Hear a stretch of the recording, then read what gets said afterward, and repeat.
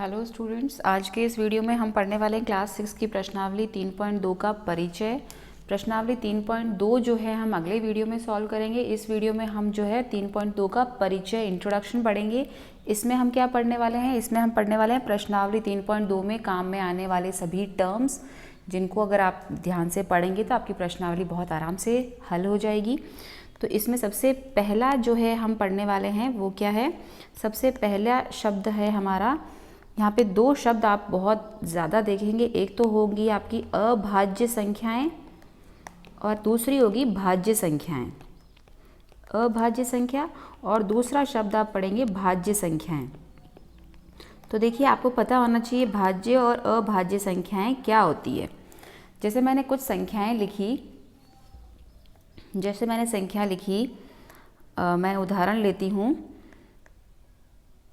हम शुरू से 1, 2, 3, 4, 5, 6, ये 7, 8, 9 और 10 तक मैं ये संख्याएं लिख देती हूँ।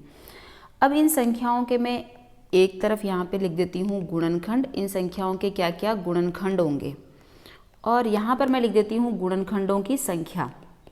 यहाँ पे मैं क्या लिखती हूँ?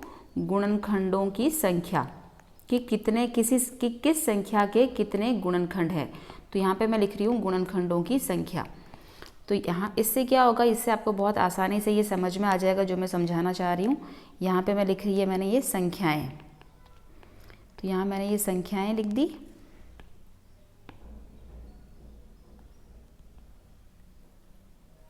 ठीक है। अब देखिए संख्या 1, पहली संख्या क्या है? 1।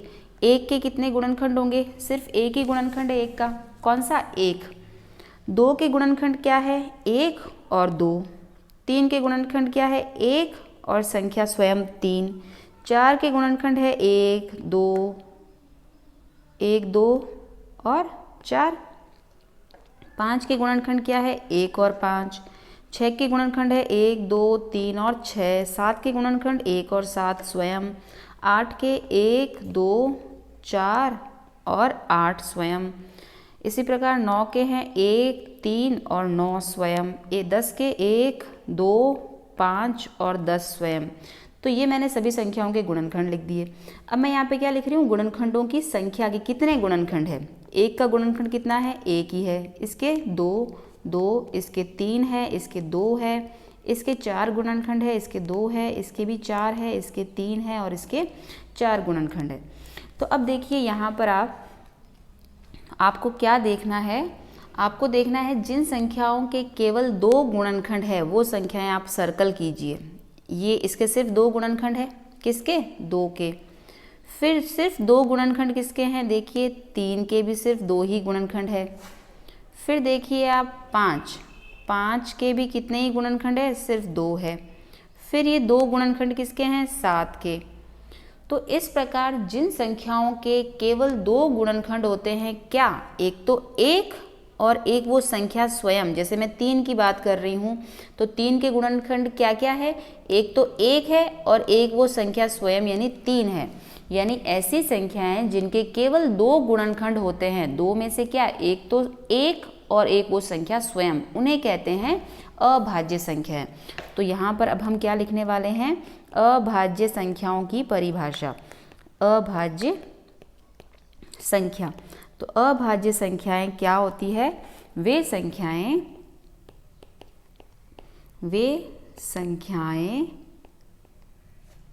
जिनके गुणनखंड 1 व संख्या स्वयं होती है, अभाज्य संख्याएं कहलाती है। अभाज्य संख्याएं कहलाती है। यानी वो संख्याएं जिनके गुणनखंड क्या होते हैं? एक तो 1 होता है और एक वो संख्या स्वयं होती है। इसका हम उदाहरण लिखें। जैसे मैंने लिखा 5, मैंने लिखा 3। 3 के गुणनखंड बोलिए 1 और 3। 5 के गुणनखंड बोलिए 1 और 5। 7 के गुणनखंड बोलिए 1 और 7, 11 के गुणनखंड 1 और 11, 13 के गुणनखंड 1 और 13, 17 के गुणनखंड 1 और 17। तो इस तरह से ये सभी संख्याएं क्या कहला रही है, ये सभी संख्याएं क्या है, अभाज्य संख्या। ठीक है। अब यहाँ पर आपने देखा होगा सबसे छोटी अभाज्य संख्या कौन सी है, ये आपके प्रश्न आएगा ज़रूर कि सबसे छोटी अभाज्य संख्या लिखिए। सबसे छोटी अभाज्य संख्या कौन सी है, 2। सिर्फ 2 पहली संख्या है सबसे छोटी जिसके 2 गुणनखंड, जिसके सबसे छोटी अभाज्य संख्या क्या है, 2, जिसके गुणनखंड कौन से हैं, 1 और 2 स्वयं। तो इन उदाहरणों में सबसे ऊपर मैं लिख देती हूँ 2। तो 2 में 2 के गुणनखंड क्या है, 1 और 2। तो इस चीज़ को आप यहाँ पे नीचे, यहाँ पे साइड में मैं नोट करके लिख देती हूँ। ये क्या है, आपका नोट है। नोट मतलब बहुत ही इम्पॉर्टेंट बात है कि 2 जो है, 2 सबसे छोटी अभाज्य संख्या है। सबसे छोटी अभाज्य संख्या है। 2 सबसे छोटी अभाज्य संख्या है। और 2, अब आप देखेंगे 2 के अलावा सभी संख्याएं जो है विषम है। अब आप ये सम और विषम क्या होता है आप आगे पढ़ेंगे, लेकिन आप इतना यहाँ पे याद रख लीजिए कि 2 सबसे छोटी अभाज्य संख्या है जो एक सम संख्या है।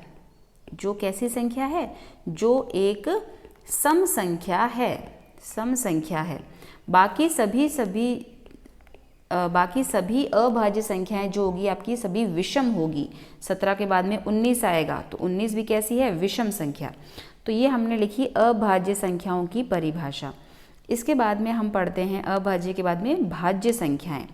अभाज्य के बाद में भाज्य संख्याएं क्या होती है, देखिए भाज्य संख्या क्या होगी, हम पढ़ने वाले हैं नेक्स्ट भाज्य संख्या। भाज्य संख्या क्या होती है, ऐसी संख्याएं जिनके 2 से अधिक गुणनखंड होंगे। अभी आपने देखा था पिछले पेज पे, ये देखिए ये 2 से अधिक गुणनखंड है, कितने हैं, 3 है, यहाँ 4 है, यहाँ 4 है, यहाँ 3 है, यहाँ 4 है, यानी 2 से अधिक गुणनखंड है। तो आप लिखेंगे वे संख्याएं जिनके, ऐसी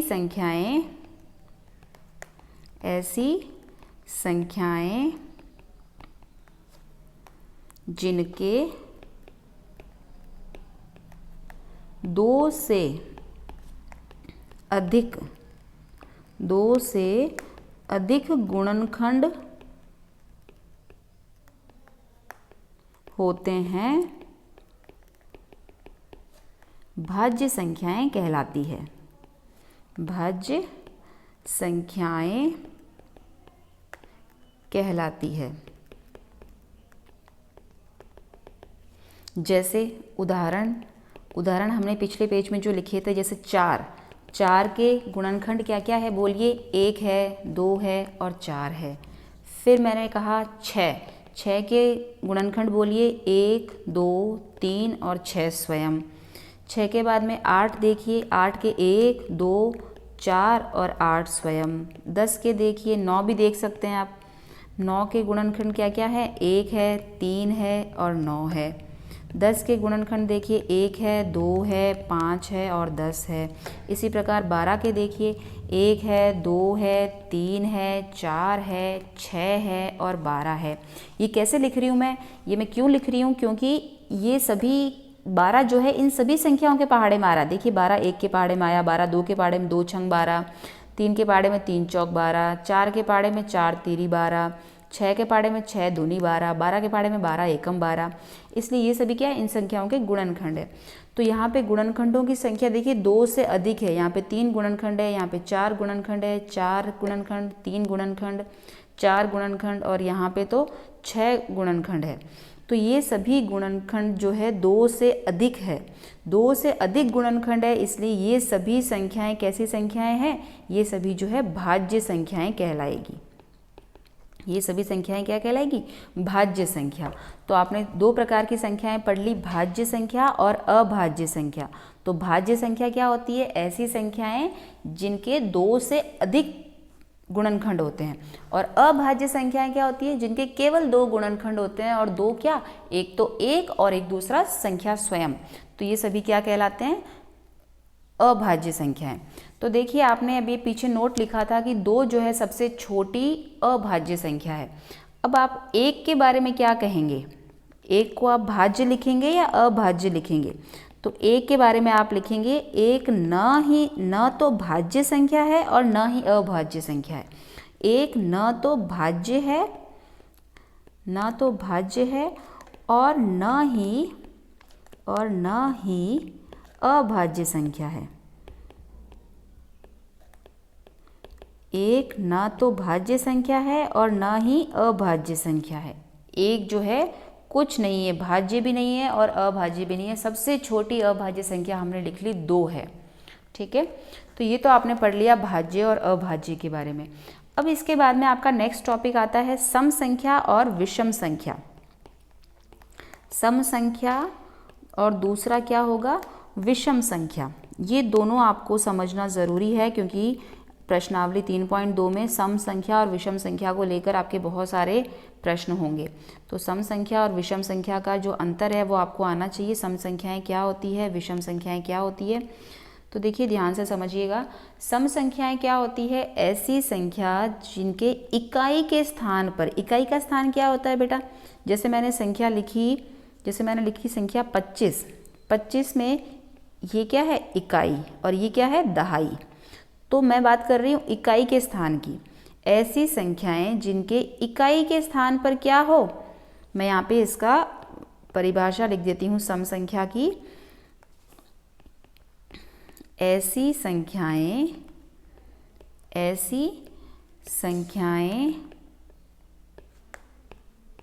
जिनके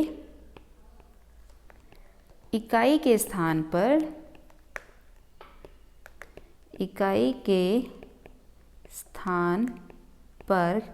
0, 2, 4, 6, 8, 0, 2, 4, 6, 8 हो,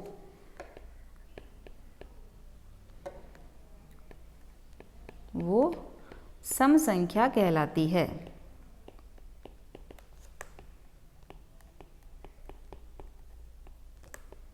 क्या कहा मैंने? किसी भी संख्या, ऐसी संख्या जिसके इकाई के स्थान पे क्या हो? 0 हो, 2 हो, 4 हो, 6 हो, 8 हो, वो सभी संख्याएं सम संख्याएं कहलाएगी। उदाहरण जैसे मैंने लिखा 42। तो 42 में आपको क्या देखना है? सिर्फ और सिर्फ इकाई का स्थान देखना है। यहाँ पे 2 है। मैंने लिखा 34। 34 में आपको सिर्फ और सिर्फ इकाई का स्थान देखना है। यहाँ पे 4 है। मैंने लिखा 86। तो 86 में आपको सिर्फ और सिर्फ 6 देखना है। मैंने लिखा 50। 50 में आपको सिर्फ और सिर्फ 0 देखना है कि यहाँ पे 0, 2, 4, 6, 8 है कि नहीं। मैंने लिखा 38। तो यहाँ पे आपको इकाई का स्थान देखना है ये। तो ये सभी संख्याएं कैसी संख्याएं हैं? सम संख्या। और इनके अलावा जो बच गया तो वो सभी क्या होंगी? विषम। क्या मतलब ऐसी संख्याएं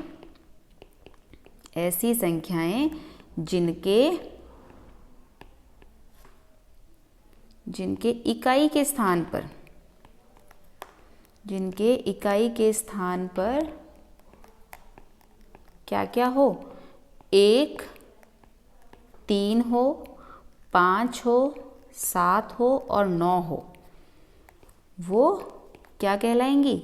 विषम संख्याएं कहलाएगी। विषम संख्या कहलाती है। ठीक है, ऐसी संख्या जिनके इकाई के स्थान पर 1, 3, 5, 7 और 9 हो, वो क्या कहलाती है? विषम संख्या। 1, 3, 5, 7, 9 अंक याद रखिएगा और यहाँ पे 0, 2, 4, 6, 8 अंक आपको याद रखना है। यहाँ पे मैं अगर उदाहरण देना चाहूँ, जैसे मैंने कहा 31, तो 31 में आपको सिर्फ और सिर्फ इकाई का अंक देखना है। इकाई का अंक कितना है? 1 है, इसलिए ये विषम संख्या है। मैंने कह दिया 43, तो 43 में आपको इकाई का अक्षर 3 देखना है, इसलिए ये विषम है। मैंने कह दिया 99, 99 में ये इकाई का अंक 9 देखना है। मैंने कहा 45, तो 45 में आप ये अंक देखेंगे। ठीक है, मैंने कहा जैसे मैंने कहा 47, तो 47 में आप ये इकाई का स्थान देखेंगे। तो ये सभी अंक जो है विषम वाले अंक है, इसलिए संख्याएं कैसी है? विषम है। इनको याद रखने का एक और छोटा सा तरीका याद रखिए आप कि सम संख्या और विषम संख्या को कैसे पहचानेंगे आप। सम संख्याएं जो होती है उनका जोड़ा बनता है। जैसे मैंने कहा 12, तो आपको अगर 12 को 2 लोगों में बराबर बांटना है तो आप कितना कितना बांटेंगे, 6 और 6, यानी 2 बराबर जोड़े बन रहे हैं, इसलिए ये क्या ऐसी संख्या है, सम संख्या। और दूसरी तरफ मैंने आपको कहा 13 को आपको 2 लोगों में बांटना है, बराबर बराबर बांटना है, तो बराबर बराबर तो बटेगा नहीं, एक को आप 6 देंगे और दूसरे को कितनी टॉफ़ीज़ देंगे, 7 टॉफ़ियाँ देंगे। तब वो टॉफ़ियाँ, मान लो 13 टॉफ़ियाँ थी, 13 टॉफ़ियाँ को आपको बंटवारा करना है 2 लोगों में बराबर बराबर, तो बराबर तो हो नहीं पाएगा, एक जने को आप 6 देंगे, एक जने को आप 7 देंगे, तो यहाँ पे जो आपने बंट किया तो वो बराबर नहीं आया, यानी बराबर जोड़े नहीं बने, इसलिए वो संख्या कैसी है, विषम संख्या। और अगर आपके जोड़े बराबर बन जाते हैं तो वो कैसी संख्या होती है, सम संख्या। तो ये सम संख्या और विषम संख्या हमने पढ़ लिया। तो इसके बाद में हम करने वाले हैं प्रश्नावली 3.2 का हल। तो प्रश्नावली 3.2 का हल देखने के लिए देखिए नेक्स्ट वीडियो अच्छा लगा हो तो लाइक कीजिए, शेयर कीजिए और चैनल को सब्सक्राइब कीजिए। Thank you for watching.